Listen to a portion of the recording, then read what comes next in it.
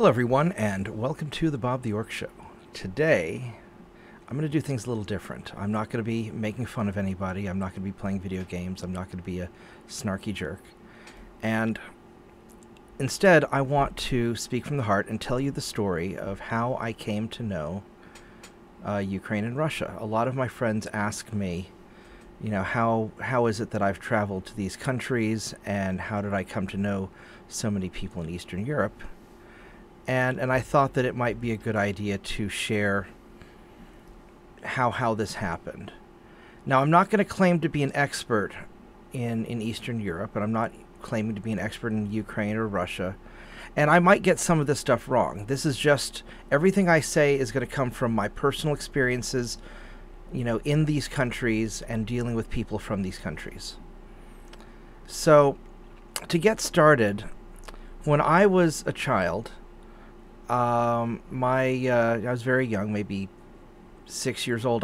Long enough ago that I can't remember.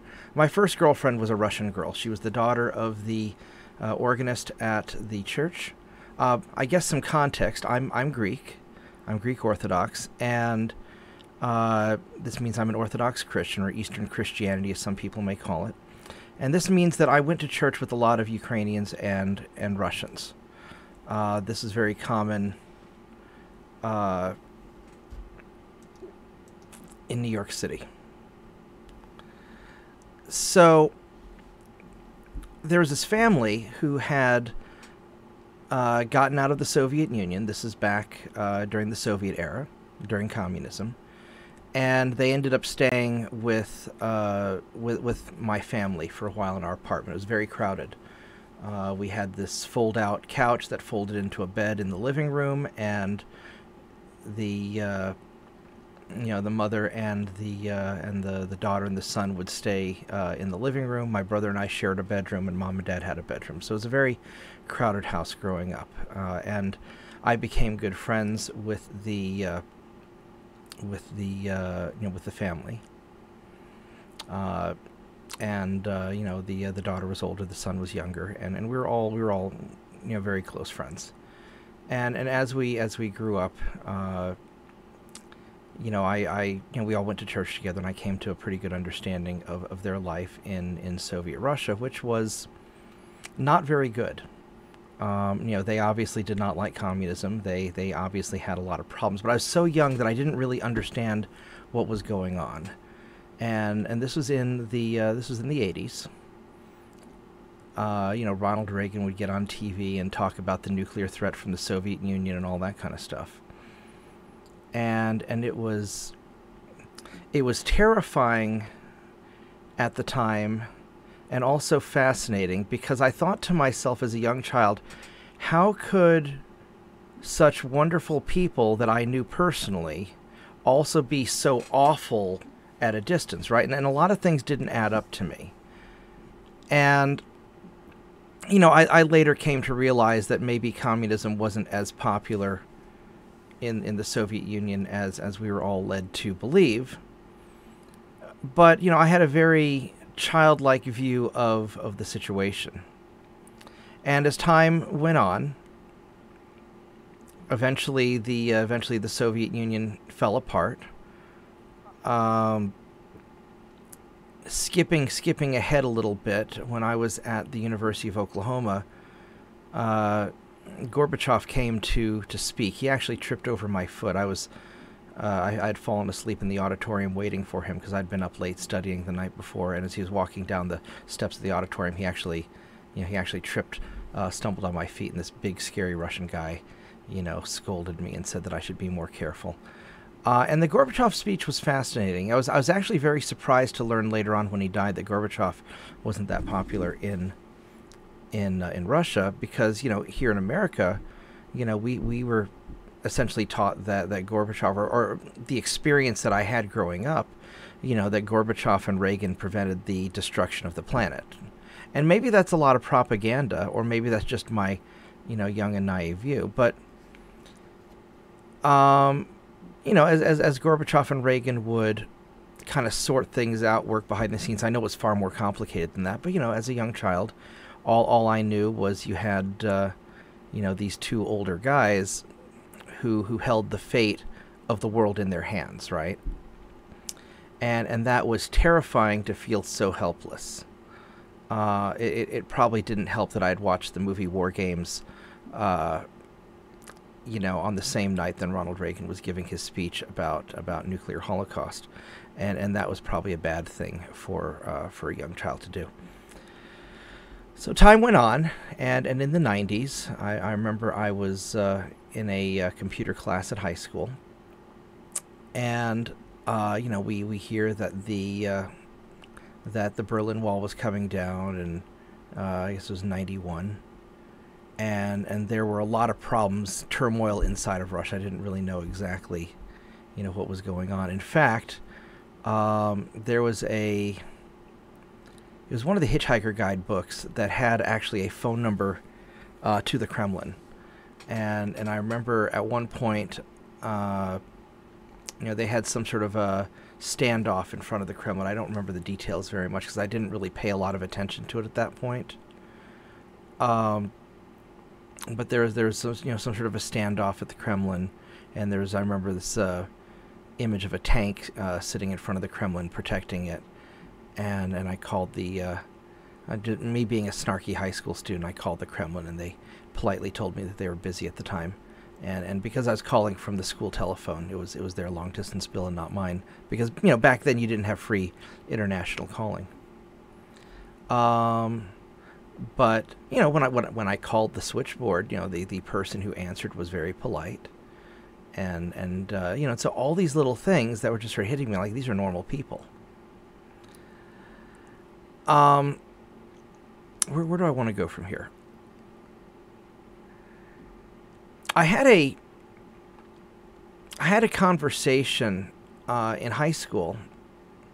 This is in probably towards my senior year in high school. You know, at this point, I believe Yeltsin was president, and you know, the Cold War had ended, and everything looked like, you know, Russia and the U.S. were going to be friends, and everything was getting along great. And my buddy.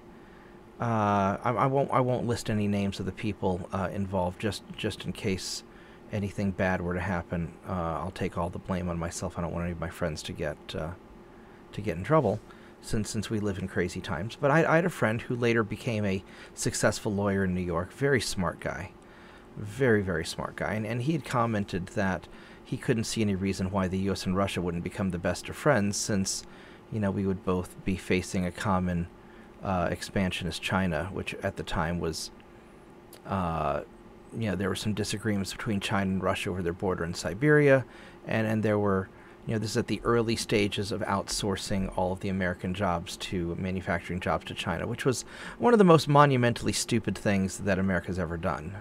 But don't worry, all the correct people got filthy rich from screwing the rest of us. Anyhow.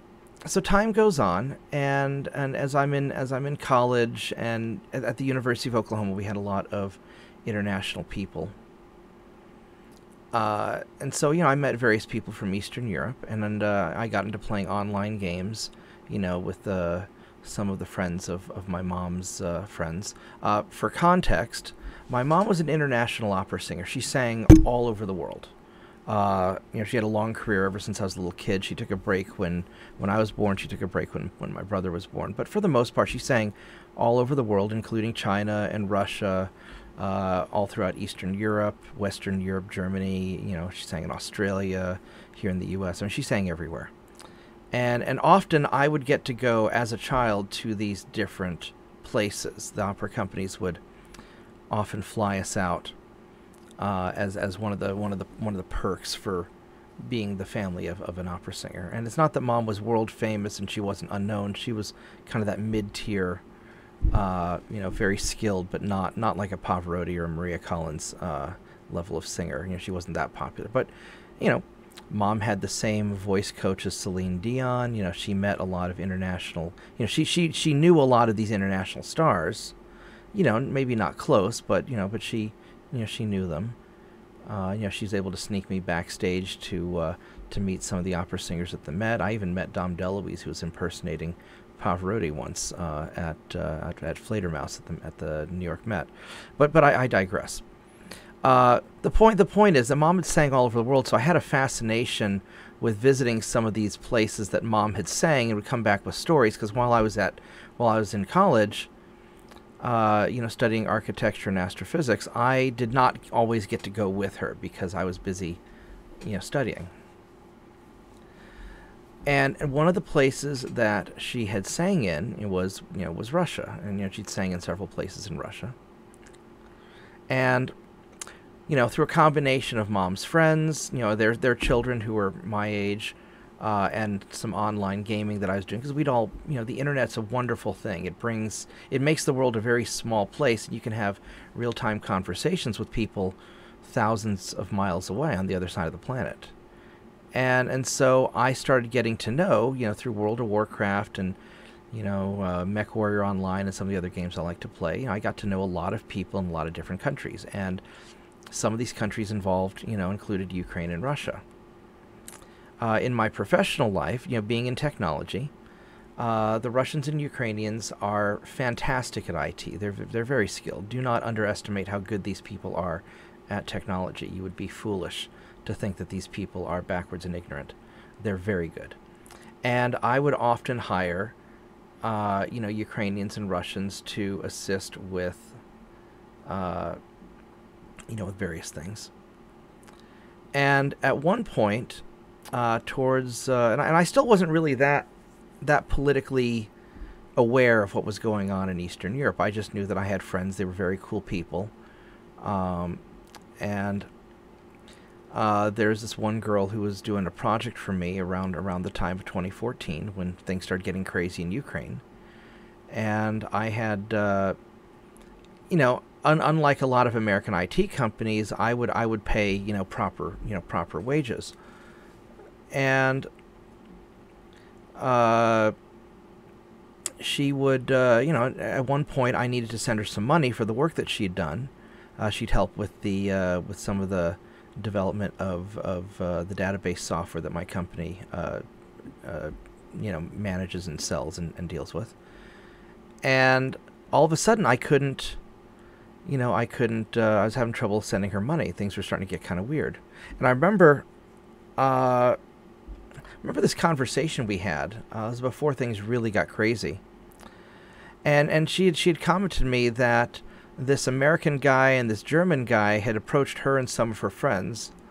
They were college age kids at the time, and they'd approached them and offered them a bunch of money to riot and revolt and do bad things. And this is about the time that the Euromaidan was lighting up, and she was pretty sure that the American guy was CIA, which he probably was. I mean, now in hindsight, it's obvious. And we don't know who the German guy was. She said that he was some banker guy, but we know that Germany likes to do banking, so they're a big banking hub in Europe. So it was fascinating talking to my friends in Ukraine about, at the time, this American intervention in Ukraine as the country was starting to get a little bit weird. At one point, I couldn't send her money. The banking system had shut down. I don't know if the Russians did it or the Americans did it. I'd contacted one of my customers and acquaintances who was in the FBI. We have there's local law enforcement people, and they come to my business for services because we're legit. And he of course said that the Russians, he thought that the Russians were shutting down the banking system, and that the only way to pay her would be to bring cash. All right, well, I was planning on going to Greece for Easter anyway.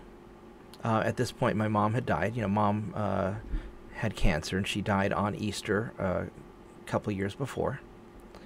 And so Easter's always a very complicated time of year for me, because as a child it was my favorite holiday, and as an adult I have a lot of sad memories. On a side note, the Greek tradition is that if you die on Easter, God lets you cut to the front of the line to get into heaven, which I have no way of verifying that because I can't ask Mom, and by the time I can ask Mom, I'll be dead too, and it won't matter anymore. So that's a little side note of Orthodox trivia. So anyway, so I turns out it was actually like $15 cheaper to fly to Greece by way of Ukraine, because obviously nobody wanted to go to Ukraine in the middle of the Euromaidan, and so I'm the only stupid idiot who's like, screw it, I'll go. Why not, right? I've always been a little bit off, I suppose. And my friend wanted to set me up with one of her 2 hot roommates, and I was like, I like hot Ukrainian girls. I mean, who doesn't like hot Ukrainian girls, right? So anyway, so I flew out there, and I was a little bit worried about getting through customs with $2,000 in cash in my pocket, which, $2,000 for a project, that's not that unusual, for me to pay somebody that for a project. But for her, that's like more money than she made at her normal job in a whole year. So it worked out really well. So I go there to Ukraine. She finds me a hotel, and it's not too far away from the apartment where she and her 2 friends lived. And I spent like $100 or so over the course of a week. It was like $100, $200 for a week in Ukraine, taking these 3 hot girls out to nice restaurants all the time. There's this beautiful restaurant in Dnipropetrovsk. Now they call it Dnieper. And it reminds me, it's very similar to a restaurant that we used to have here in Oklahoma before a tornado damaged the building, and the building wasn't built properly. But there's this vertical mall. A lot of the Russian and Ukrainian malls are in these older buildings, or even modern buildings that are relatively vertical. And so this is at the top floor of a mall with a balcony that you could sit on and look over the city, and there's beautiful images. And maybe I'll find some photos that I took. I've actually been there several times, so whenever I would, take out friends while visiting Dnipropetrovsk, that was kind of my go-to place, because it's a nice restaurant, which, by the way, Mr. Putin, if you are watching this video, which I doubt you are, but if you are, please don't blow up that building. It's got a little, it's got a statue of a shoe at the bottom. It's a very nice building. It's a very nice restaurant, and I would be personally grateful if that building survives the war. Anyway, that being said, we had a great time. We went around the city, and it was just an amazing experience learning from Ukrainians what was going on in Ukraine, what they wanted. And what was conveyed to me by my friends was that they wanted Ukraine to remain a neutral country, and they saw it as the Switzerland of the East. They called it the Switzerland of the East. It was the bridge between Russia and Europe and the West, because they could make money working for Western countries, Western companies, but they also had friendly relations with Russia, and they all spoke Russian. Just so you know, they all spoke Russian. In fact, the only Ukrainians I know, or who knew at the time, who spoke Ukrainian lived in Western Ukraine, in the Lviv area, which used to be a Polish city anyway. And Russian is about 40% related to Greek, so I can understand a little bit. I haven't spoken Greek since in 30 years. So I spoke Greek when I was a kid. Not very well either. My great grandmother spoke Greek, and she would teach me Greek, and I took an ancient Greek class when I was young, because I wanted to learn. And modern Greek's a lot more simple than ancient Greek. But I digress. Russian is enough similar to Greek that I can pick up some words, and the letters are similar. Russian has a few extra letters, and some of them make funny sounds, but it's enough that I can kind of, sort of futz my way through. And so talking to my friends, they wanted to be a bridge between the East and the West. And this is apparently a pretty common view. Now, Dnipropetrovsk is in central to easternish Ukraine. It's right there on the Dnieper River. The Dnieper River kind of does this little squiggly thing, and so it's further to the east than Kiev, which they now call Kyiv, because now all the names are changed to Ukrainian. But and no offense to my Ukrainian friends if I use the Russian pronunciation, because all my life that's what I heard. So it's difficult for me to internalize the different names. So I'll often slip up. And there were times that, when I was there in Ukraine and somebody would say something in Russian and I would accidentally answer in Greek, because it didn't, I wasn't thinking. And I don't speak Russian hardly at all. I know how to say spasiba, and that's basically it. You know, somebody says goodnight to me in Russian, I reply kali nikto, which is goodnight in Greek, and then I'm like, oh man, I did it again. So, but they wanted to be a neutral country. They wanted good relations with Russia, and they wanted good relations with West, and I didn't see why they couldn't do this. And at the time, I didn't realize the full level of involvement in, you know, that the U.S. had in screwing over Ukraine. And no offense to, you know, other people who may have different political views. Yes, I know the Russians are doing bad things in Ukraine. That's the official narrative. But in 2014, the United States government was really screwing up Ukraine. And I know this because my friends were given money by people who were probably in the CIA to revolt and overthrow the government. Now, they went home and ordered pizza. They never revolted or did anything because that's stupid, fighting stupid. And you would have these standoffs in various town squares, you know, between the different factions involved, and then these anarchist groups would go up onto the rooftops and start shooting into both sets of crowds to cause them to freak out and fight and riot and all that. And there would be, you know, there's a, I wonder if I can find it again. There's this wonderful picture of these Orthodox priests standing in between the two mobs trying to mediate and negotiate, right? And so now, were these anarchist groups that just wanted to burn the country down? Was it American, you know, funny business? It's hard to tell. I don't know. I just know what my friends told me. And like I said, everything that I'm saying today is from my own personal observations or from what my friends, both, you know, from Ukraine and Russia or of Ukrainian and Russian heritage have told me over the years. So I am not taking into consideration any media stuff because, frankly, I don't trust any of the media stuff. So I do think that the fighting and the violence was engineered. Now, one of the things I noticed when I was there in 2014 in Dnipropetrovsk was that a lot of the street signs were missing. And according to my Ukrainian friends, the Russian special forces people had gone through and stole a bunch of the street signs to make it difficult for foreigners to navigate, which makes sense, especially if they thought that there were a bunch of, you know, American CIA guys fucking around in Ukraine. I don't know if that's the reasoning or not. I just know what my friends told me, and I know that a lot of the street signs were missing, and it was very weird. One of the other things that I learned when I was there in Ukraine was I learned that the United States was conducting illegal biological research in Ukraine. How do I know this? Because my friends took me to a Ukrainian biolab that was doing illegal stem cell research. At least that's what they claimed to be doing. Were they really doing illegal stem cell research? I don't know. But we know that it's a common practice for the United States to do things in foreign countries that would otherwise be illegal if we were to do them in America. We have a long history of this. It's not... Nobody's denying it except for the political hacks. So...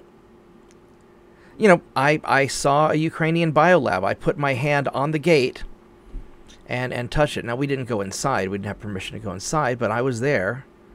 And it had, you know, some name, some sign on the front that you know, said that it was a biological research lab. I've got a picture of it somewhere, but I don't know if I can find it. I'll have to look. It's on an old phone. Anyway, so... And they said that this is a pretty common occurrence, that there would be, you know, weird things, you know, being done there. When I was traveling around, Dnipropetrovsk kind of reminded me of like New York City, like if there was like an 80s version of Soviet New York City, right? You know, it had the river, it had the bridges going over the river. It had that older style architecture. But it was very nice. One thing I noticed was there wasn't any trash. There are a couple of buildings that were, you know, destroyed through just, you know, old abandoned buildings, and there was some trash in there. But on the streets, there wasn't any trash. Even where there was, you know, obviously poor maintenance, there was no trash. You know, the Ukrainian people cared an awful lot about their city. It's just that the infrastructure was very old, and it obviously hadn't been maintained since, the Soviet era. And there's a lot of parts of Russia that are like that too that I've noticed. So we had a lot of conversations, and one of the things that they would talk about is that the oligarchs basically ran Ukraine. You had this powerful oligarch in Dnipropetrovsk who, my understanding, is the guy that got Zelensky in, and I think he's also the guy behind all the Hunter Biden Burisma stuff. I think that's the Dnipropetrovsk oligarch. I could be wrong, and if I am, I'm sorry, because I know there's a lot of different oligarchs and they all do bad things. And my understanding is that they're essentially the Ukrainian mob, basically. They run the country. And look, let's be real, America's run by our tech elites, and we have our own oligarchs too. And I think that's sort of natural for most countries where the mega wealthy, mega powerful, kind of run things. The oligarch of Dnipropetrovsk had his own private army, and we later learned that maybe these people weren't such great people, but at the time, I didn't really know a lot about who they were. And a lot of these Azov types and the people that the Russians accuse of being Ukrainian Nazis tend to work for the oligarchs. And I met one. I mean, he was very nice to me. He's standing in his full, black police riot gear with the armored vest and the and then the rifle and all that, just standing there on a street corner, just kind of keeping an eye on things. And he was very polite to me. In fact, as an American, everybody was very polite to me. But, he was one of the guys that, he wasn't a police officer. He was a private security for the oligarch running that region. And I didn't ever actually see any Ukrainian police. I mean, I saw a police car at one point. They'd be parked up on the curbs. A lot of the cars would park kind of half up on the curbs because some of these side streets were very narrow. So I saw police cars. I didn't see any police officers though. I just met that one guy who was a private contractor, and and they had normal lives. My friend, I went to my friend's kendo class, where she was doing kendo stuff. At one point I was asked to teach an English class at a Ukrainian private school, and I've got a video somewhere of that. I'll have to find it, where I went around as a guest lecturer at all these different classes, and all of the kids, even the very young ones, were all learning English, and they spoke it very well. And so one of the reasons it's so easy for me to get around Ukraine and get around Russia is all the younger people, for the most part, are speaking, or at least learning, English to some degree. And that was a wonderful experience, talking to these kids. And we were mostly working on conversational English, and I think I gave a lecture on how to insult people in English without sounding stupid, things like that. I taught them how to say your mom and things like that. But no, we had a good time just talking about conversational English, and I'd help them with their pronunciation. They had these electric trams, basically. You have these tracks, and these little trolleys would go along the tracks with a little wiring up on top. I guess kind of like San Francisco, because I've never been to San Francisco. And they have these in Ukraine, they have these in Russia. It's very common. It's probably a Soviet thing. They're very common. And eventually I went on to Greece, and I had a wonderful time in Greece.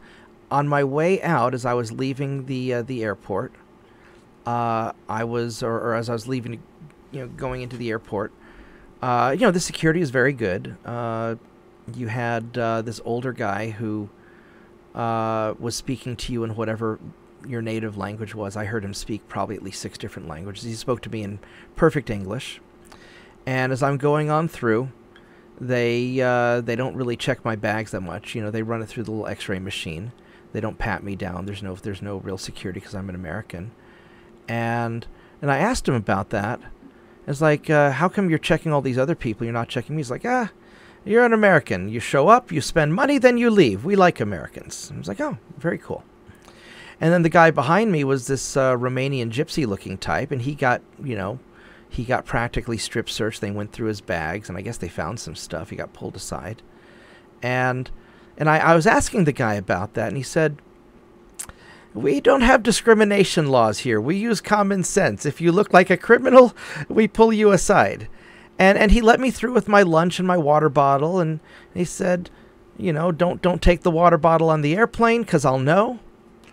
And I'm sure this guy was like an ex-KGB guy. He was super aware, and he spoke too many languages to not have been, you know, something important in the Soviet Union. And at this point, he was probably in his 70s. You know, he's an older gentleman who's just kind of telling everybody what to do. And it was fascinating talking to this man about how they loved Americans. You know, they wanted to see more Americans come and spend money. But yeah, they don't have any anti-discrimination laws in Ukraine. If they think that you're up to no good, if you look like a gypsy, since they have statistically a lot of trouble with gypsies, they're gonna nail you and search your stuff. Well, you know. Now, when I was in Ukraine during this first trip, I knew that there was a lot of fighting going on in the east. I didn't really understand it. And I had a conversation with my friends at the time. We were talking about, because these are all very technologically advanced people, and we talked about how we thought that eventually there would be a lot of drone warfare. And I didn't really understand why the Russians were going in. You know, I knew that the Donbass area had wanted to break away and that there was a civil war going on. And I knew that America was supporting one side and that Russia was supporting the other side. At the time, the Russians who were going in, at least it was conveyed to me, were mostly, you know, retired or off-duty or undercover soldiers. They weren't just going in force. And the thought was that Russia probably didn't have the, you know, economic or logistical might to do a full, you know, full-fledged dealing with it, full-fledged invasion. You know, I didn't know a lot about what was going on. I knew that Yanukovych had been elected, and that he was mostly pro-Russia, and that he had been, and that you know, America didn't like him. You know, the Ukrainians, they had mixed feelings about him. I mean, he won on a very narrow election, is my understanding.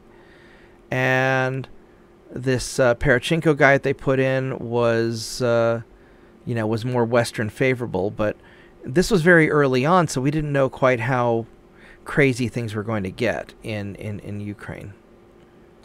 But, you know, at the time, I definitely knew that there was something going on. And it wasn't quite adding up yet. I hadn't put all the pieces together. You know, I knew that America's pulling some funny business. I knew that Russia's pulling some funny business. But I didn't really understand enough about the situation. So I started talking to people about it more and looking into it more. I don't even think Crimea had been grabbed yet by Russia. Now, the Russians will say that Crimea broke away, and my understanding is there's an election or referendum of some sort. And historically speaking, a lot of the people in Crimea are Russian. And what was interesting, and you know, it's been a historic naval base, but the Ukrainians had a lot of naval officers there too, and a lot of the Ukrainian naval officers sided with the Russians. That was kind of weird. So there's definitely a lot of weird stuff going on. I ended up bringing home a riot rock. You know, one of my, you know, we you know, found one of the cobblestones in the street that had been used in one of the riots, and so I ended up taking that home with me, which, you know, the security people were, you know, they had no problem with me taking home a souvenir. I also went to a jazz concert while I was there. You know, everything was very normal other than the occasional, you know, riots. But everything, you know, when you're having riots in a city, it's only weird in the area where the riot is. These aren't like widespread, everything going nuts everywhere. It's just a focused area of conflict, and everything else is normal. So as long as you stay away from the spot that has the riot, everything else functions normally, and everybody just assumes, oh, it's a riot, it'll eventually end. And it's so it was very kind of surreal, because you wouldn't necessarily know that everything weird was happening. And I eventually left. I went to Greece, and I, you know, continued on with my life. I kept up with my Ukrainian friends. We'd play video games. We'd work on we'd work on stuff together. Eventually, some of them moved to Austin, Texas. Some of them moved to Poland. Some of them stayed in Dnipropetrovsk. Oh, we had a trivia night where we went to this bar where we were doing trivia, and they mistakenly thought that I would help them win by knowing all the American pop culture questions, which I don't know anything about American pop culture. I don't listen to, I don't care what Taylor Swift is doing or any of that stuff. I knew some of the stuff. I was able to help, but we did not win. I was not the hero that they thought I would be. I went back to Ukraine in 2019. Some of my friends, they were trying to set. First off, they wanted to invite me. It was Ukrainian Independence Day. Zelensky had just gotten elected. Everybody was super excited because he was going to bring peace to Ukraine. He was going to fight against the oligarchs, and he was going to unify the country and create and restore that Ukraine being a neutral country between, the East and West, right? And plus, they wanted to set me up with one of their friends who was this Ukrainian lingerie model. She was a plus-size model, which meant that she was like normal hot American size, but not like super skinny Ukrainian size. Because, a lot of the Ukrainians are very thin. A lot of the Russians are very thin, especially if they don't have a lot of money and they don't eat that much. But, she was hot. She was, in my opinion, a normal-looking girl. Very nice. It didn't work out. She was very... she has a very serious personality, and I have a very laid-back, snarky personality. She eventually, married a gentleman who later died in the war. So she's very anti-Russian now because of the death of her husband. But at the time, she was very nice. I met her family. Her brother was very cool. We all were hanging out at that restaurant, at the top of the building and overlooking the city. It's very cool. And we went to, at one point, she took me back to her apartment where she and her brother lived. They lived in essentially a village just on the outskirts of Dnipropetrovsk. She spoke Russian, by the way, also. And she also spoke Ukrainian some. But, we mostly conversed in English because it's very hard for me to learn these foreign countries because when I'm there, everybody wants to practice their English. So, we would always speak, whenever I was in Ukraine, I would always speak in English. So... we went back to her place, which was this tiny one-room apartment where the kitchen area was kind of separated off with a curtain. The bathtub was also the kitchen sink. And, it was a very poor place. And at one point when I had to use the bathroom, she told me it's just down the path. So I went outside. I went down this concrete path, a few hundred feet to this outdoor latrine, which is, I guess, a shared outdoor latrine for the, for that portion of the village. And maybe I'll be able to find some pictures of that as well. I have to dig through old pictures. And it was striking that, once I left the middle of the city, it was like going back in time 100 years. To when my grandfather was, stories about that my grandfather would tell me. And so that was quite striking.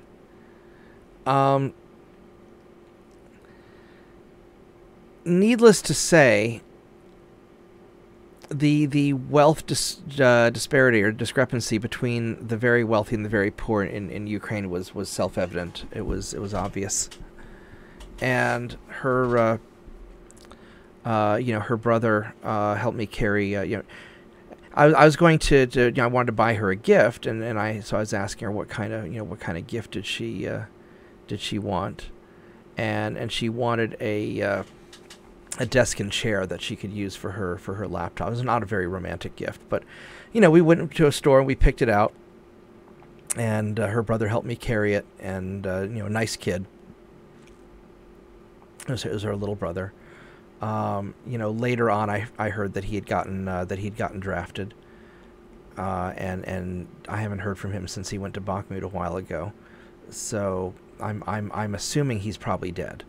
What was interesting, a little side note, early on in the war, and like I said, this Ukrainian friend became very anti-Russian because she married a guy who later died in the war, and she blames the Russians for that, and she has every right to be mad. Her husband's dead, when we would talk early on in the early on in the war, she mentioned that she got drafted into the Territorial Defense Force in the Dnipropetrovsk area, and I asked her if Ukraine was winning, and she said if Ukraine was winning, they wouldn't need to draft women. That's a fair point. And I won't go into a lot of the details because I don't think it's my place to do that. But before the Ukraine, before the current set of conflict, when I was there in 2019, we had a conversation about America and the Second Amendment. She had asked me why Americans were all cowboys and had so many guns, and I said, well, because nobody will ever be able to invade America. And so the we later had an "I told you so" conversation, and she's like, I can't believe Americans have so many guns. Guns are bad. And then, in 2022, I was like, I told you so. So, that's a little tidbit there. By the way, I'm not reading from a script. I'm just going off of what I remember and my thoughts. So this is all just raw, how I think about things and what I remember and how I feel. So I hope you find it interesting. So anyway, the when the war had started, I had told her initially that I think she and her family need to get out of there, that I don't think it's going to go very well for Ukraine. And she's like, oh, no, America promised us all this support. And it's like, every other country that America's ever promised to support ended up losing because eventually Americans, get bored and move on to the next thing that they're being, manipulated into spending our money on. And because the average American doesn't know, certainly at the time, they don't know anything about Ukraine. They still don't know anything about Ukraine because, all the media tells us all this bullshit. So, I told her at the time, look, I think that, when, there's going to be an election coming up in 2022 in the midterms, and if there's a change in government, you're going to start seeing a lot of the money getting stopping. And then she said, well, we're not receiving anything anyway yet. It's like, what do you mean? We've sent you guys $100 billion. Like, no, we're not receiving hardly any of it. Because she would keep asking me, when's the American money going to show up? When's the American weapons going to show up? And through our conversation, several conversations, several conversations over many months through Skype, she commented that most of the stuff never shows up to the front lines. And she was working in logistics for the Territorial Defense Force in Dnipropetrovsk area, or the Dnieper area. And she'd also commented, over the years she'd told me that, that they weren't speaking Russian anymore. Now it was all Ukrainian and all that. And that was interesting. But, the vast majority of equipment and money and weapons or whatever it is that America sent, never made it to the front lines. And, and I'd asked her, is it getting blown up by the Russians or is it getting stolen? She's like, we can't tell. It's the perfect crime scene because you have no way of knowing if the stuff that disappeared, if it got stolen or blown up.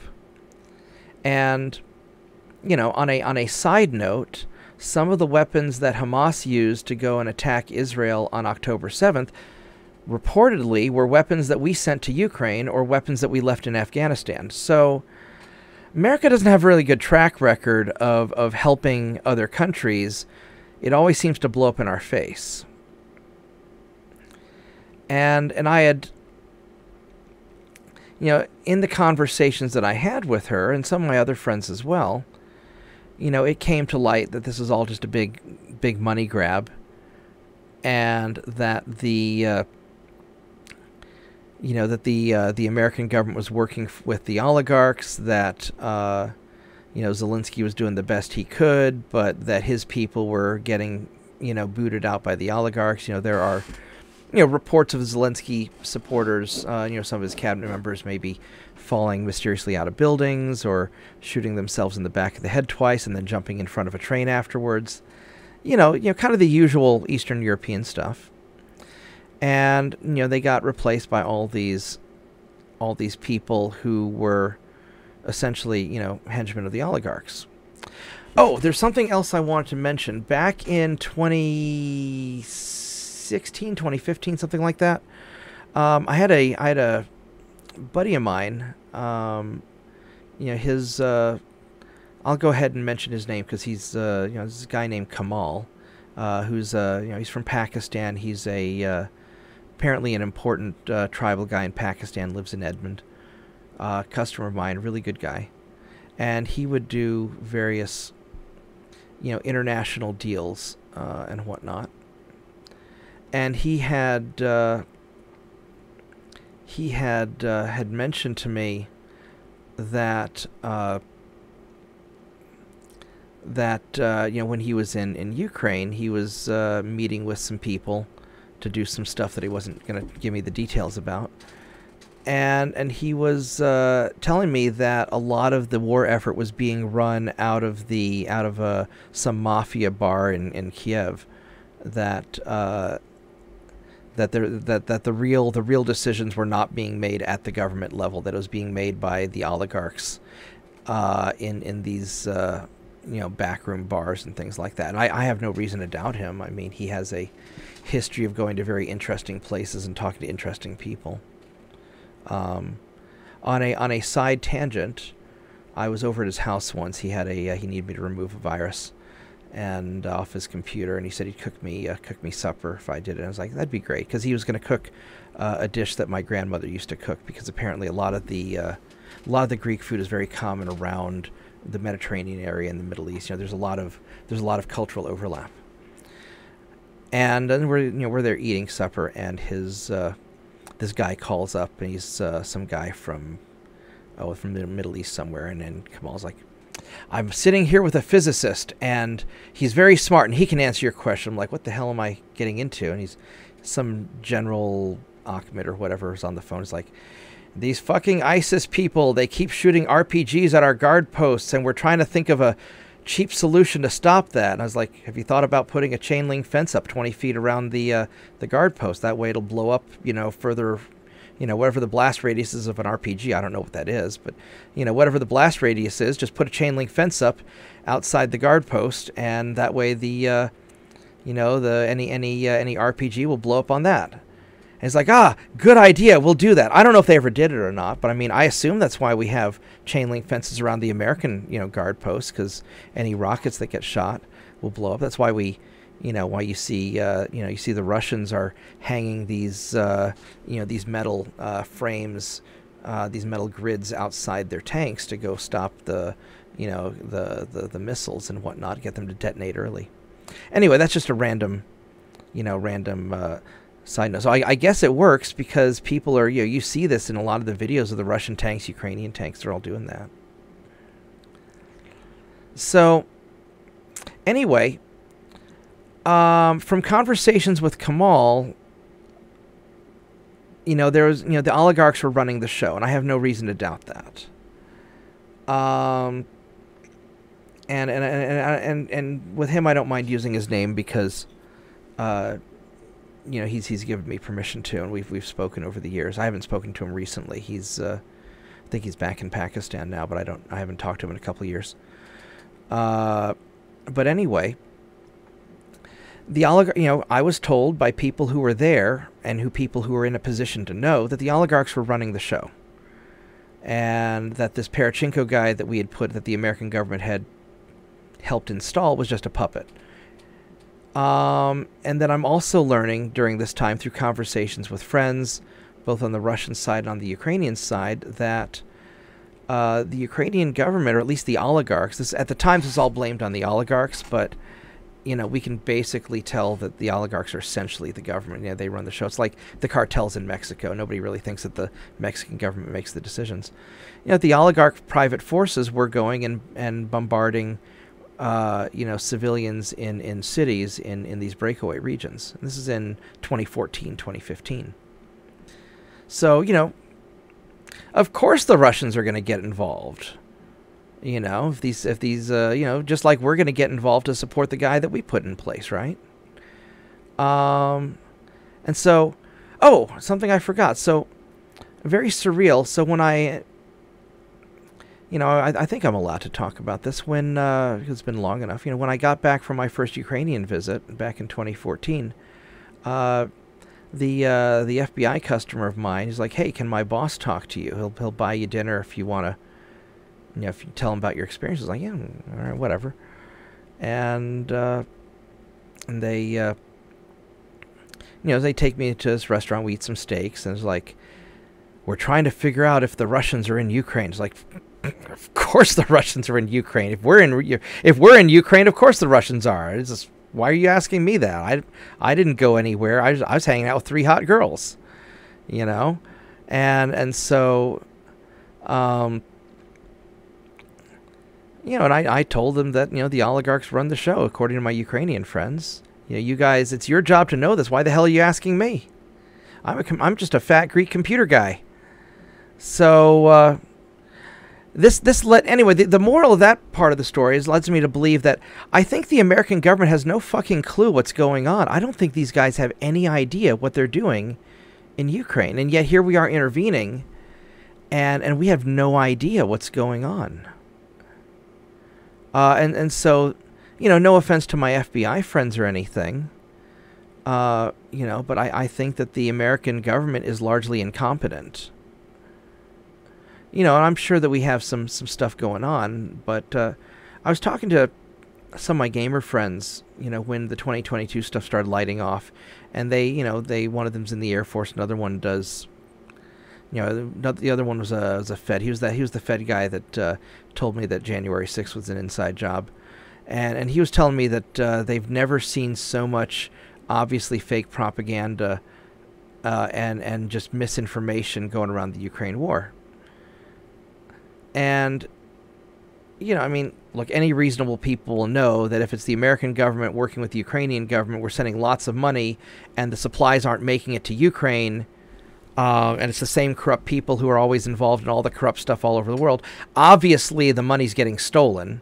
Obviously, the stuff's getting stolen. Obviously, all these, you know, neocons, you know, whether it's Biden or Romney or, you know, Lindsey Graham or any of these yahoos, Victoria Nuland, you know, any of these people involved, obviously they're criminals and they're just stealing stuff. And then you hear these guys talk about, oh, fight to the last Ukrainian. We'll fight to the last Ukrainian. Well, I mean, they don't give a shit about Ukraine. They don't care if Ukrainian people die. You know, I firmly believe that the Russians care more about the lives of the average Ukrainian person than the American government does. You know, they just see these guys as a tool to screw over Russia and get themselves rich. And it's starting to come out in media also that this stuff that I learned about in 2014 and 2019 was, you know, it's all big money grab. And when I was there in 2019, everybody was so optimistic because, you know, Zelensky was promising to end the civil war and kick out the oligarchs, and obviously that didn't happen. But even then, everybody still wanted to be the neutral country between, you know, Russia and the West. And how did it transform in such a short period of time? How did this pro-peace candidate, you know, turn into this Winston Churchill war hero, right? I mean, it's that doesn't add up. So that's the Ukrainian side of my story. The Russian side of the story, you know, I had a bunch of friends from Russia, and in the 2020 or 2021, I don't remember exactly. It was before the war started. I was visiting some friends, you know, in Russia.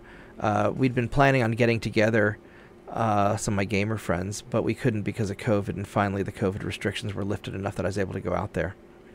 And so I'd been wanting to go to Moscow and St. Petersburg and some of these places to see where Mom had performed for a while. So we met up in Moscow, and you know, we had a good old time. One of my Russian friends helped me get a visa, because you need a visa to go to Russia if you're an American, and their security is very tight. And a lot of the Russian stuff isn't as interesting, at least not yet. You know, once again, I noticed that there's no trash on the streets. If you're in the major areas of Moscow or St. Petersburg, you know, it's very nice. And you start going off further away from the main areas and the roads get kind of rough, kind of like rural Oklahoma. But there's no trash anywhere. Nobody litters. There's no homeless people. You know, I saw a drunk guy passed out in front of a liquor store. And apparently that happens sometimes. But, you know, a very civil society. You know, very traditional society. One of the things, just a side note, that people should understand is that when they're taking in these Ukrainian refugees and they're surprised how conservative they are, or the Russians as well, these people are very conservative. They're very traditional. You know, the Orthodoxy, you know, Orthodox Christianity is very traditional. And the most liberal gay guy I know in Moscow is opposed to gay marriage because, you know, marriage is only between a man and a woman. And this is the most liberal Russian I know. The other thing to note that's very interesting, you know, people always ask about, is Putin popular in Russia and whatnot. And, you know, Russia has a long history of very complicated leaders. And from the Russian perspective, you know, I know the Americans will think differently, but from the Russian perspective, Putin's considered to be the moderate liberal. I mean, I know there's that guy that just recently died in prison, and I'm not going to get into that because I don't know the details. My understanding from my Russian friends, you know, the younger Russians liked him, but he was, you know, he was kind of more of a fringe candidate. I don't think he had very high support. He was like the Bernie Sanders of Russia or the RFK of Russia. You know, people liked him, but I don't think he had widespread support, certainly not among the older Russians. And, you know, I think that the Russian people view their leaders much in the way that Americans view our leaders. It's not the guy they prefer, but it's the guy they've got. And I think that a lot of them view Putin as, you know, the best option they're going to have. And compared to, if you look at Putin's rhetoric versus like Dmitry Medvedev's rhetoric, you know, Dmitry Medvedev is much more hardcore. You know, he used to be the Russian president for a while Putin was the prime minister, or you know, whatever that, however their system works, right? And, you know, Americans keep, you know, the American government keeps talking about wanting to overthrow the Russian government, get rid of Putin. In my experience, the American government has no fucking clue what they're doing with anything. You know, certainly, you know, involving parts of the world that they don't understand. And if they're going to get rid of Putin, who are they going to replace him with? Because I promise you that whoever comes after Putin will be much more hardcore against America than Putin is. Putin is about as chill as we're going to get. I'm not going to say whether he's a good president or not. I'm not Russian, and it's not my business, right? You know, Russians can decide who they want to lead their country. You know, what I will say is that the, you know, Russian government is favorable towards American citizens as long as you're not in the military, you're not working for the government, which I've never been in the military, I've never worked for the government. You know, I don't have any sort of military training, and so the Russian government's perfectly fine with me. Actually, here's a funny story for you. When I was applying for my visa to be able to travel to Russia, in the application, you know, when I was talking to the guy, they're like, you know, they're interviewing me, they're like, we need to know if you have any firearms knowledge. And I'm like, you know, I'm an American who lives in Oklahoma, right? And he's like, that's a very good point. Do you have any firearms knowledge beyond what a normal American living in Oklahoma would know? It's like, no, I'm just some fat Greek guy in Oklahoma. And so, but, you know, they don't want, you know, you know, they're going to be very secure about their country. You know, unlike America, they care about their borders, apparently. And so, you know, had I had, you know, military background or stuff like that, I'm sure they wouldn't have let me in, or they would have made it more difficult.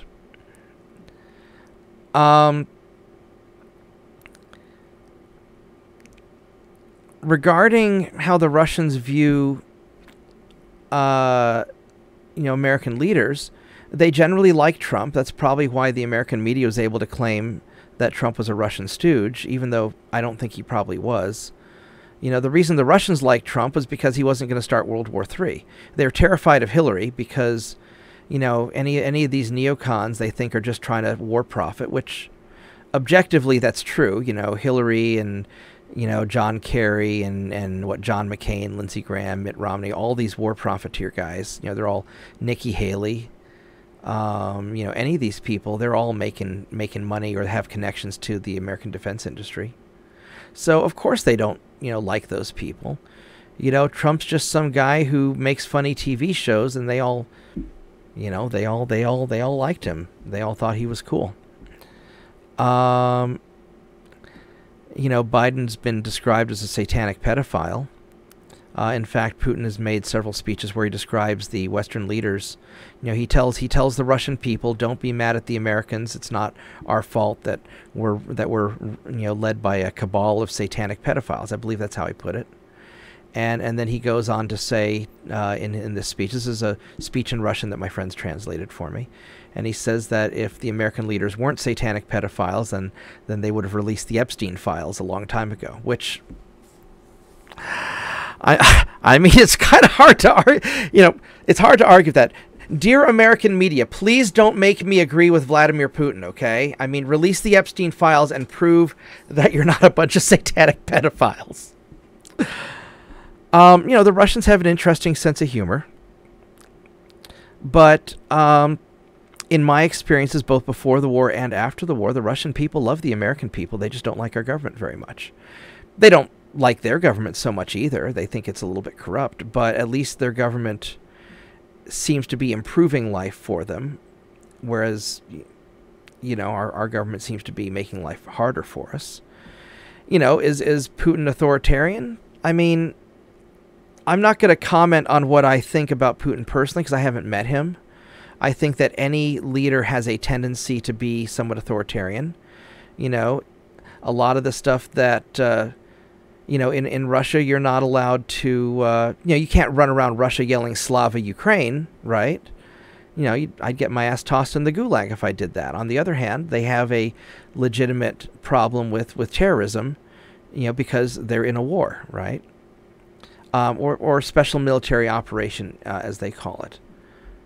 On a side note, one of the reasons they call it a special military operation is that they've never mobilized the full force of the Russian military against Ukraine.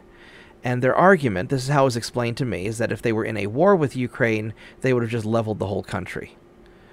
You know, they have, what, 500,000 people or fewer, you know, a few 100,000 soldiers in Ukraine right now with, you know, 1 million in reserve. I mean, they've got a huge military.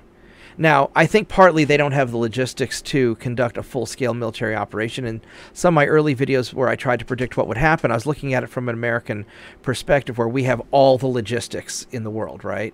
And so, you know, they, with an army of their size, they could have swept in through the north and swept in through the south and enveloped and engulfed. And I was looking at it from an American perspective, and that doesn't seem to be what's happening. Instead, what's happening is the Russians are taking a defensive posture in very aggressive positions and letting the Ukrainians try and attack them. Because, you know, when you're on the attack, you need 3-to-1 odds to have some semblance of success.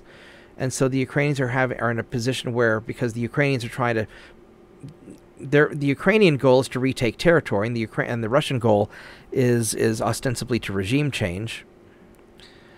The Ukrainians are in a position where they have to attack. And they're attacking prepared Russian positions where the artillery is pre-sighted. And, you know, and the war is absolutely awful. There's a bunch of casualties. I think that the Ukrainian claims where they're inflicting more casualties than the Russians are, I think that's probably false. Objectively speaking, the Russians are firing 10 times the number of artillery shells and missiles into Ukraine that the Ukrainians are firing back. And that's just a matter of math. You know, from talking to my brother, if you're firing 10 times the artillery that your enemy is, you're going to mathematically inflict 10 times the casualties. Or at least more casualties, right? And so I think that probably the stuff that Colonel Douglas McGregor talks about is probably more accurate. You know, I know that some of my Russian friends have lost friends in the war, and I know that some of my Ukrainian friends have lost friends in the war. Fortunately, most of my Ukrainian friends no longer live in Ukraine. They've just bailed. And one of the problems that Ukraine has is that a large portion of their population is leaving. On a side note, when I was in Moscow a few months ago, yes, I have traveled to Russia since the war started. No, I'm not a traitor. Yes, I'm an American patriot. But I have friends in Russia, and I'm going to be very blunt about this. As an American citizen, I have the First Amendment right to say whatever the fuck I want to say, and I have the right to go wherever the fuck I want to go. And nobody's going to tell me how to live my life. That's probably the only foul language you're going to hear in this. But we as America are not officially at war with Russia. Now, I know that the neocons in charge want very badly to be at war with Russia, but America is not at war with Russia, and Russia is not at war with America. Now, I think that Russia is going to bleed America dry because our politicians are stupid. And we're not trying to win this war. We're just trying to, the American government is not trying to win this war. They're trying to steal money from the American taxpayers. And they don't care how many Ukrainians die in the process. I mean, from my perspective as an informed citizen who knows a lot about America because I live here and my family's been here for hundreds of years, and having traveled to Ukraine, having traveled to Russia, and knowing, dozens of people in each country, right? The only logic that I can see is that the goal of the politicians is to embezzle as much money as possible from the American taxpayer. Just print all that money, inflate the currency. They don't care. Their friends are getting rich. They're getting their kickbacks from sitting on the boards of various defense companies. And it's not just the Democrats doing it. The Republicans are doing it too. And anybody who even remotely says that Ukraine's going to win the war by retaking Crimea is insane. Now, I think that Ukraine could win the war in that they could retain, their government and retain their territory, at least some portion of it. But the Russians are not going to give back the territory that they've taken. Now, from the Russian perspective, I think they're going to win also. They're going to get rid of, as they put it, the Ukrainian Nazis. And I'll get into the history of that in just a moment. But no, the Russians, if this is an indirect proxy war between Russia and the West, Russia cares a lot more about Ukraine than the West does. It would be like if Russia were trying to overthrow the Mexican government and replace the government with a bunch of cartel guys. America would step in to stop it. Oh, wait, no, we wouldn't, because they're probably embezzling money from that too. Never mind. But objectively speaking, Ukraine's a lot more important to Russia than it is to America. That's anybody who thinks otherwise is stupid and ill-informed. Now, the Ukrainians care a lot about their country, and I have no doubt that they'll fight to the very end if they wanted to. They care an awful lot about their communities. But remember, this is a civil war. Most of the Russian casualties in this conflict have been Ukrainians, or as we would perceive it, Ukrainians, the Donbass militia and people like that. Because you've got probably a third of Ukraine on the Russian side fighting against 2/3 of Ukraine fighting on the American side. And the Ukrainians are very committed to winning. That being said, the Ukrainians aren't thrilled with the situation. They feel like we're not supporting them, we're not giving them what we promised. And the Ukrainians were ignorant enough to believe that the false promises of people like Joe Biden and Lindsey Graham and all these people, they Victoria Nuland and all these government hacks, they were naive enough to believe that America would actually try to help them win their war, which was never the case. We were never going to, the whole idea from the American perspective was embezzle lots of money and cause a bunch of Russian casualties at the expense of Ukraine to try and overthrow the Russian government, which was never going to happen. I did a little spot poll while I was in Russia before the war happened, and just talking to Russians on the street, and I would say that from my conversations that Putin probably had about a 60 or 70% approval rating from the Russians I talked to. And this is from talking to Russians in Moscow, talking to Russia, and then also when I traveled to Samara, I was dating a girl in Russia for a few years, and so that's I was back and forth to Russia to visit her. The idea that Putin is not popular with the people in Russia is not correct. Now, I'm not going to say that he's like the beloved savior of Russia. I think the Russians are very pragmatic about it, but of their different options that they have, and they have limited options just like we have limited options in America, he's the guy they've got, and they seem to be approving, generally speaking, of what he's doing. The standard of living is going up, the value of the ruble is maintaining itself, and Russia spent probably 10 years preparing for this conflict by getting on the gold standard, by preparing their economy so that when we unleash more sanctions against them, kick them off the SWIFT system and all that stuff, that they'd be fine. By contrast, America's made a number of strategic errors. Kicking Russia off the SWIFT give me a moment here. Kicking Russia off the SWIFT system, the American-controlled banking system, was stupid because we control that banking system. And it's not like Russia's going to go, oh, no, we can't do banking anymore. No, they're stupid. They're going to come up with their own thing. And so what do? They teamed up with China. They've got the BRICS thing going on. And then simultaneously, Biden pisses off the king of Saudi Arabia, or the prince. Is he a crown prince or is he a king? I've never been to Saudi Arabia, and I haven't met the guy, so I don't know. But Biden pissed off the head of Saudi Arabia, and let me give you a quick economics lesson, okay? The reason America can print way more money than is responsible without having lots of inflation is because we made a deal with Saudi Arabia back in like the 70s that we would support the Saudi monarchy militarily and make sure that they stayed in power, and then in exchange they would make sure that all the oil-producing countries of the world only did business in the U.S. dollar. This is why Trump didn't get mad at Saudi for killing, that journalist guy, right? Because U.S. power is based on the dollar. Just like just like Americans foolishly said that Russia is a gas station pretending to be a country, you could say that America is a bank or a money printing press pretending to be a country also, right?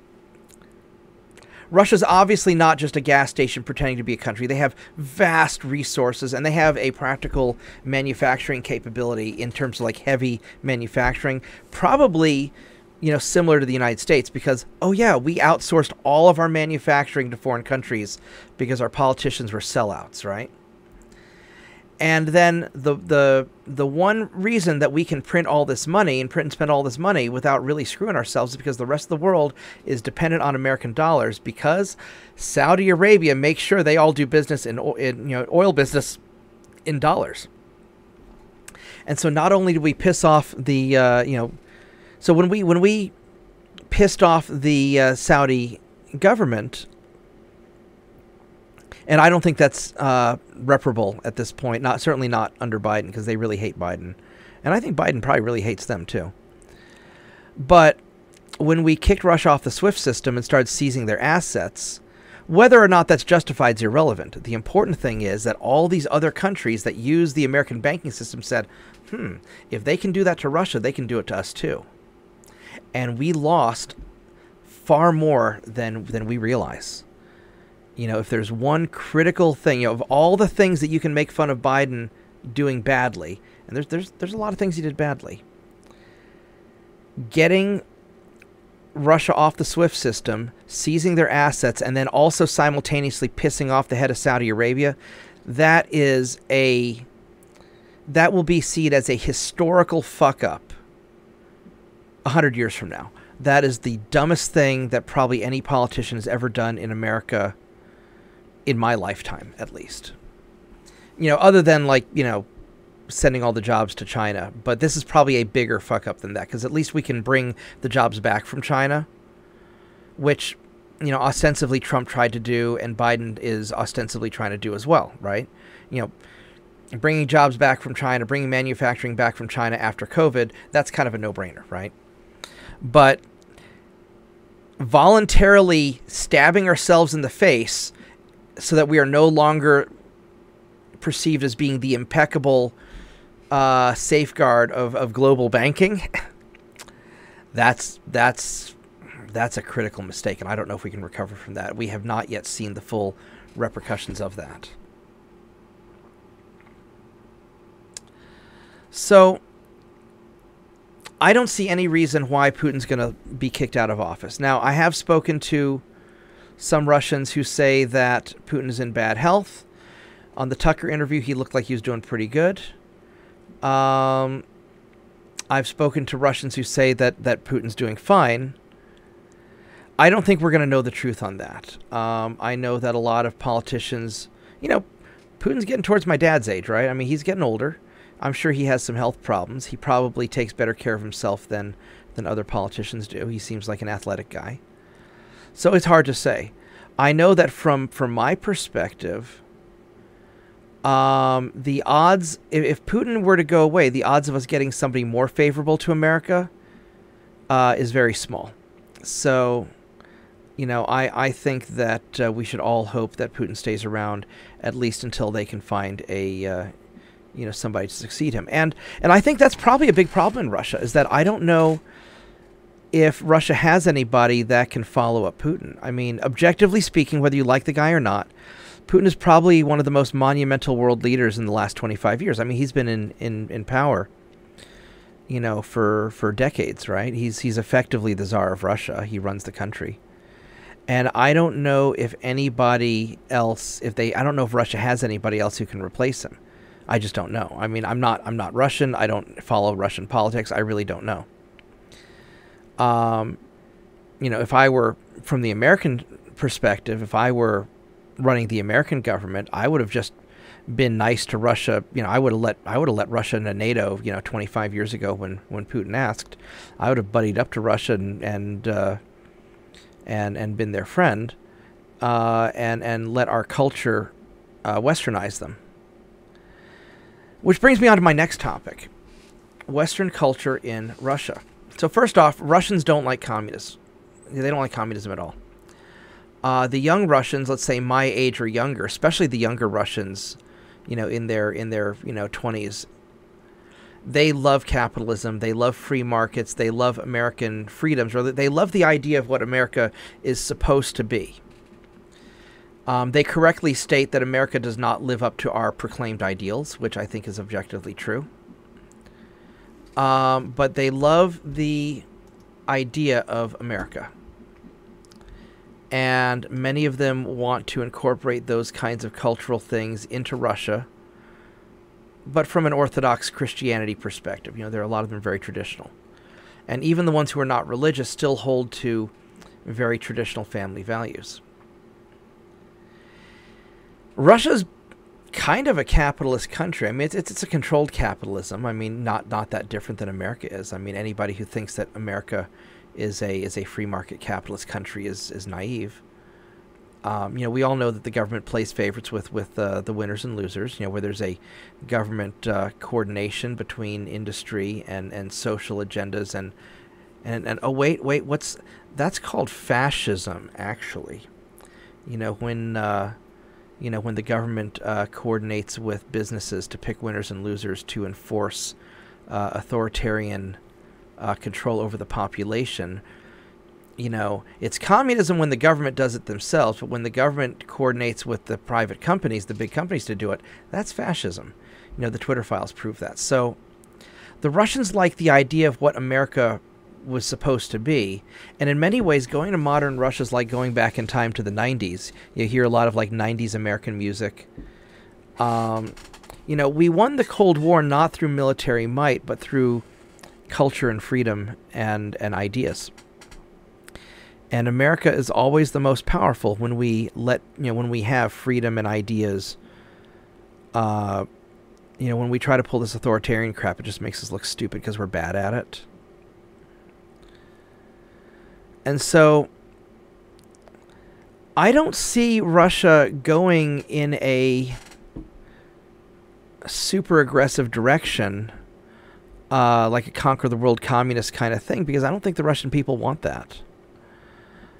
I think that Russia reclaiming the historical Russian lands is probably reasonably popular, and you can make arguments one way or the other, but objectively speaking, if you look at the map of Ukraine, everything that's east of the Dnieper River, Kharkiv and the Donbass region, and also Odessa to the south, were historically Russian imperial territories.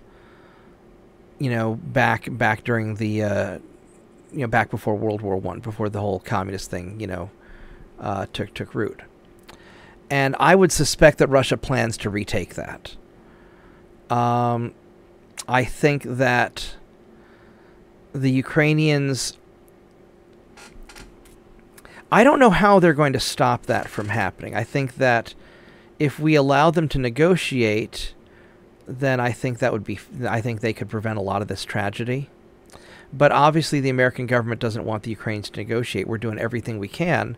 In this latest spending bill that they're trying to pass through the government, they're basically trying to codify into law that Ukraine receives money for the next 5 years, so that even if Biden loses this next election, let's say Trump gets in and wants to make peace with Russia, he can't, because military funding for Ukraine is already going to be enshrined into law. And I think that's very reckless. So I don't know what the Ukrainians are going to do. I think that there's a high probability that they can retain control of everything west of the Dnieper River. But I don't know how well they're going to. I don't know what motivation there is in Ukraine to fight for the East, because the Eastern populations are largely, Russian populations. They're Ukrainians, but they have a stronger tie to Russia than the Western parts do. So I don't know quite how that's going to break down. And I would guess, based on things that I've heard Putin say in speeches, and based on what my Russian friends have told me, what my Ukrainian friends have told me, my guess is that the Russian plan is, if Ukraine doesn't come to the negotiating table soon, they're just going to take everything east of the Dnieper River. And I think they probably have the logistics to do that. I know that they have a large army in Belarus and north of Ukraine that acts as a threat to sweep in from the north. I don't know if they have the logistic capability to field that army. It's a lot cheaper to keep an army in place than it is to, mobilize it, right? So I think that the army to the north is probably in a garrison format where they're not using a lot of resources. And I think that Russia's focusing most of their resources on clearing the area around the Donbass, because if nothing else, they want the Ukrainians to stop shelling the Donbass area. And I don't think the Ukrainian people want to be shelling Russian people. And I know that the Ukrainian people don't want to be shelling civilians in Ukraine. But the Ukrainian people are not in charge of Ukraine right now. The oligarchs are. It's hard for me to gauge Zelensky. I've never met him or spoken to him either. But based on what my Ukrainian friends have told me, my suspicion is that Zelensky is essentially controlled by the oligarchs, that he failed in his attempt to liberate Ukraine from the oligarchs, and he's just a puppet at this point. And that might make sense because his family is in protective custody in UK, if I understand it correctly. So I don't see any way for Ukraine to hold the eastern areas. Russia will take as much of that as they want. But I don't see any easy path for Russia to take anything west of the Dnieper River unless they come down from the south, or come down from the north, from Belarus. I'm not quite sure how they're going to take Odessa, because that's also on the other side of the river, and crossing a river with an army is difficult. But I don't want to make any predictions at this point, because the Russians have surprised me every step of the way with how they were going to go about doing this. And maybe this is just going to be a continued war of attrition until the Ukrainian people get fed up with the Zelensky government. Now, something interesting. Apparently, Zelensky fired Zaluzhny, who was the head of the army. My understanding is that Zaluzhny has some political differences with Zelensky. Maybe he's tied in more with the oligarchs. There have been accusations that Zaluzhny is more friendly with the oligarchs than Zelensky is. And one thing I do know is that a lot of these, historically oligarch forces like the Azovs and things like that, have been held to guard the politically important areas of Ukraine, and then Zelensky wants to send them to the front lines. So let's go down a conspiracy theory here for just a moment. I'm going to get into the history of the Nazis in Ukraine, and this is something that I wish Putin had gotten more into in his interview with Tucker. So I'm going to clarify a few things. Back when the whole communism thing started, and Stalin came to power, there were a bunch of Ukrainian landowners, Ukrainians largely farmland, and these people were doing, pretty well. Not great, but pretty well. And historically speaking, people who own property and who are self-sufficient don't like communists, because why should I give you all my stuff when it's my stuff? Why should I submit myself to your rule when I am perfectly capable of protecting myself and running my own life, right? So Stalin genocided a bunch of Ukrainian landowners. Putin kind of glossed over that part, which, look, let's face it, Putin's the leader of Russia. He has to give a positive image for, Russian leaders, even the communists, which my understanding, he's not a fan of them, but, he was doing his job of giving the Russian perspective. So I'm going to give you the Ukrainian perspective of what happened. Stalin came in and genocided a bunch of Ukrainians. Ukrainians didn't like that. When Hitler rolled through, Hitler said, hey, join up with us and we'll go kill Russians. And the Ukrainians, a lot of them joined up with Hitler. And the Ukrainians, there's a reason there was a Ukrainian Waffen-SS. And there are a lot of historical reports of the Ukrainian Waffen-SS very enthusiastically killing Russian Jews. Why? Because the Ukrainians largely blamed, at the time, they blamed a lot of the Russian Jews for the creation of communism, which they really hated. So that's sort of the origin of the Ukrainian Nazis. There's this guy, Stefan Bandera, who some see as a patriot and some see as a Nazi. He's probably a little bit of both. And, what is known is that he did work for the Nazis. He worked with Hitler. He probably didn't know Hitler directly, but maybe he did. I don't know. That's you'd have to ask Ukrainian historians about that. But we know that he became a figure in Ukrainian national politics after World War II, and he had served with the Germans fighting Russians in World War II.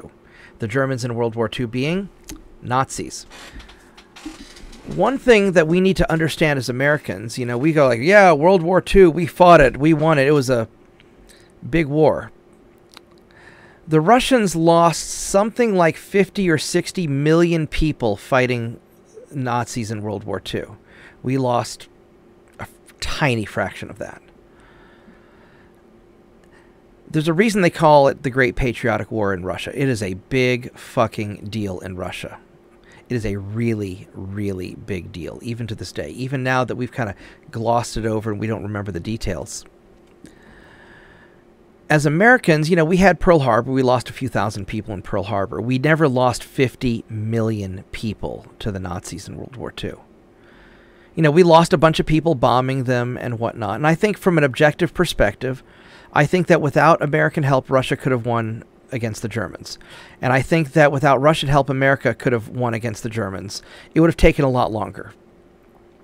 In the Russian case, it would have probably taken a few years longer because the American logistics helped a lot. We provided a lot of trucks and like lubricants and other things that the Russian manufacturing was having trouble doing at the time because they had to move their whole manufacturing base to east of the Ural Mountains, which is this, mountain range, very defensive. And this is why all the military, Russian military production is in the Ural Mountain area or east of the Ural Mountains. Ironically, I was supposed to go hiking with a friend in the Ural Mountains before the war started, but then the war started, and I'm not going anywhere near any of the Russian manufacturing cities because I don't want to end up, being accused of anything, right? And so it'll probably be some time before I get to see the Ural Mountains, which is very sad because I have some pictures that my friend sent me, and they're very beautiful. Anyway, so back to our story. So the Russians move all their manufacturing east of the Ural Mountains, and but America made a crap load of trucks and other things, right? That the Russians didn't have. They probably could have made it. It would have taken them longer to build it up. And here's the thing. Even if the Germans had taken Moscow, the Russians weren't going to surrender. This is something very important to understand. I think, and Napoleon found this out also, because I think Napoleon took Moscow and then he ended up getting his ass kicked. The Russians don't surrender. They don't. They absolutely don't. Anybody who thinks that the Russians would ever surrender in any war ever is insane and has never met a Russian. These guys are very serious about being Russian. Vlad the Impaler was a Russian Orthodox, and when the Muslims came in and they outnumbered his army, he shoved pikes up their butts and lined the roads because he was Russian Orthodox and he wasn't going to surrender, okay? Anybody who thinks the Russians would ever surrender to anybody has never been to Russia. That being said, the Ukrainians, many of whom see themselves as Russians, they will also not surrender. They might negotiate a settlement.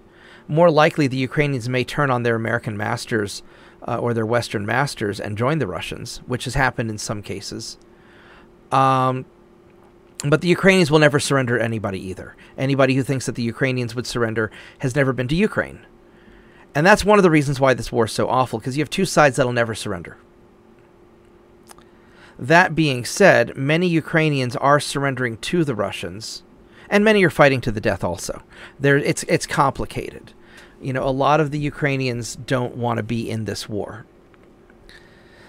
So let's get back to our story. So, after World War II, you had these people who had previously been in the Ukrainian Waffen SS, and they don't really like the Russians, but the Russians, or the Soviets rather, have taken over everything. And I'm a little bit foggy on what happened during this time. They probably hid out or they resisted or whatever they did. But when the Soviet Union fell, these, whether you want to call them Ukrainian nationalists or you want to call them neo-Nazis or whatever, right? These Bandera people who had previously, worked for the Germans in World War II, they became the mercenaries of the oligarchs running the show. Maybe not necessarily the people themselves who fought with the Germans, but their descendants, right? They became the mercenaries of the oligarchs.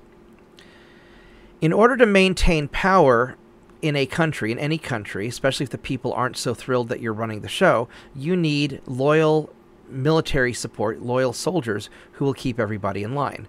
There's a reason that for the most part, the oligarchs kept their private forces out of the fighting during the pre-2022 special military operation. There is a reason that the Russians are very specifically targeting these oligarch forces. When Ukrainians get captured, they're strip searched. There's no death penalty in Russia, is my understanding. However, they're strip searched, and anybody who has, let's say, a swastika tattoo, they don't go into Russian jails. They get handed over to the Donbass militia, which is not a signatory of the Geneva Convention, and stuff happens. And I won't get into the details because I don't know, but a lot of these people aren't seen again. And we all know how much the Russians love Nazis. So we have to make a distinction between the private forces that the oligarchs employ, some of whom identify with certain 1930s German ideologies, versus the rest of the Ukrainian army. Now, I know that these oligarch forces got incorporated into the army as a whole, My understanding is that these oligarch forces, often known as like anti-retreat forces, whenever you see videos of people grabbing Ukrainians off the street and conscripting them, that's the oligarch forces doing that, is my understanding. Recently, the Azovs, who were guarding Kiev, after Zelensky fired Zaluzhny, he sent the Azovs to the front lines to go fight in Avdiivka, however you pronounce it. That city where the Russians are, that big, the Bakhmut 2.0, right? The city that's a really big fight right now. And they sent the Azovs in to go relieve the Ukrainian soldiers there. Azovs got close, and then they set up defensive positions and never actually went into the fight because they knew that they would be targeted and killed because the Russians really hate Nazis. I cannot overstate that. Now, you can argue, oh, these aren't really Nazis. The Russians perceive them as Nazis, so they're going to kill them. They see them as very different from the Ukrainians as a whole, whom they generally don't want to kill. At least that's the impression I get from talking to my Russian friends. Now, my Ukrainian friends have a different perspective. My Ukrainian friends from Eastern Ukraine also hate these guys. My Ukrainian friends from Western Ukraine see them more as, patriotic, or see them as a territorial defense force. One of my friends described the Azovs as the territorial defense force named after the Azov Sea. So there's a lot of perspectives in Ukraine, okay? This is why there's a civil war in Ukraine, because not all the Ukrainians agree with each other, and they have some disagreements over some very important issues to them. I don't know the truth. I've only ever spoken to one of these guys, and that was in 2014 in Dnipropetrovsk, and he identified himself as a private security soldier for the oligarch, running Dnipropetrovsk. I didn't see any swastikas on him, but he was also fully clothed. So I don't know. But I do know that the oligarchs' private forces enforce the law in the government. They're the ones running the show. And until, if Russia's going to win this fight, they're going to have to take out those guys. And as long as those guys are in the fight, or at least, controlling what goes on in Ukraine, then I think Ukraine's going to keep on fighting. Now, there is some talk that maybe some of the Ukrainian soldiers who don't like the oligarchs may turn and march on Kiev. I don't think that's going to happen. I mean, it could, but it's not going to happen anytime soon. I think that just like when Prigozhin sent his troops, to march on Moscow or whatever happened there, and that got put down very quickly, I think any Ukrainian squad that tried marching on Kiev would be taken out very quickly.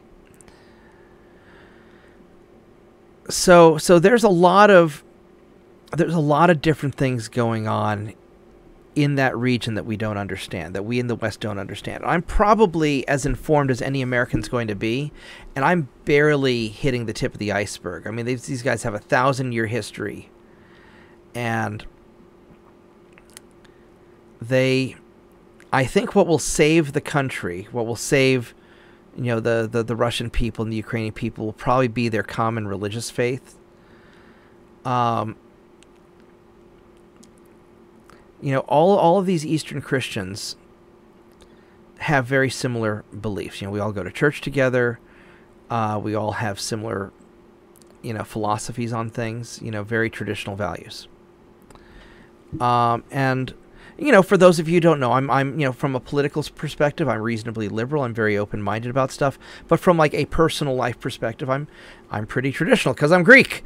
I was raised in the Greek Orthodox Church, right? I mean, I don't care if two dudes want to get married, but, I will personally marry a woman because I'm Greek. I'm a heterosexual male. I'm Greek Orthodox, right? But I'm not going to go diss on you for what you want to do, right? Just don't shove it in my face. Part of the problem that's happening in Ukraine is we took a lot of Western ideas and we shoved it in the face of the Ukrainians, and some of the Ukrainians didn't like that, and that's a lot of why they started pushing back. That's part of why you have the civil war. If you're going to change people's minds, you have to change it naturally and slowly. You can't force it upon them. And one of the failings that neocons in America have always had, whether they're Democrat or Republicans, I guess maybe the Democrat neocons are really called neo-libs, but they're all basically the same neocons, screwballs.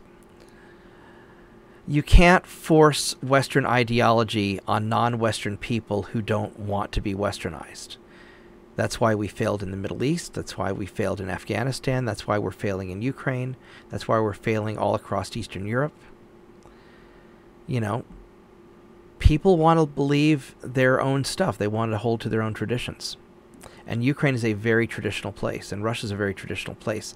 And they are going to have to sort this out between the two of them. And our direct intervention is only making things worse for both countries. But it's making things a lot worse for Ukraine than it is making it for Russia. I mean, I think Russia's going to come out of this much stronger than beforehand, because it's all we're doing is unifying the Russian people behind Putin. You know, when I was there during the war, both in Moscow and St. Petersburg, everybody I talked to now is unified behind Putin. Whereas before you had some people like, I don't really like Putin that much, but he's the guy, and we're, you know, the economy's improving, so, you know, we're okay with it. Now, like, everybody, you know, everybody's like, I don't know why you Americans are screwing with us so much, and we don't blame the American people, we blame the American government. We know that you're, you know, controlled by a fascistic government, and your votes are, you know, are stolen, and you know, I mean, the Russian people truly believe that the American election was stolen. Whether it is or isn't doesn't matter, you know. That's what, you know, the Russians don't blame the American people for this. At best, they think that we're naive, that we don't know anything about the rest of the world. The Ukrainians also think the same thing. They think we're a bunch of idiots that don't know anything about the rest of the world, and we poke our nose in other people's business where we don't belong. And this is something that we as Americans need to stop doing. I mean, we need to worry about our own hemisphere. We need to worry about our southern border, about our, you know, relations with Canada and Mexico and South America.